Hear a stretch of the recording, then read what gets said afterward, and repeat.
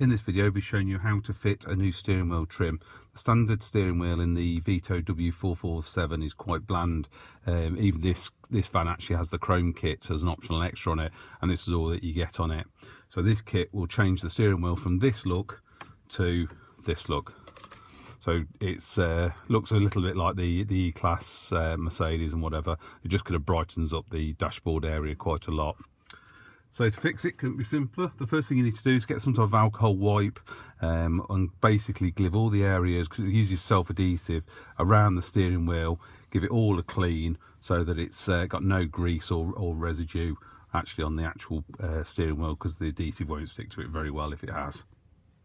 So once that's done, you can either wait for that to dry or dry it off yourself. And then you simply take your part that you've been supplied.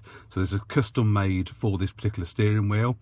As I said, whether it's got this trim on it or not here. And on the back of it, you can see here that it's got these 3M tapes on it. So all you need to do is to carefully go around peeling each one of these off.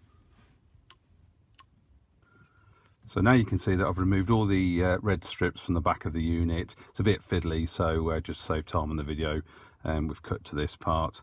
And then once we've done this, you can simply turn this over, line it up to where you want it, and press it down once it's in position. I generally find using it working from the top, and then you can just squeeze it into position. Okay, squeeze around all the edges, go around the whole thing, making sure that all the adhesive tape has stuck to the steering wheel. It'll take about 12 hours to properly cure the whole way through, so I suggest just leaving it in place for that period of time. Obviously don't do it in too cold a weather, so obviously that'll affect the adhesive, but other than that, it's good to go, ready to go.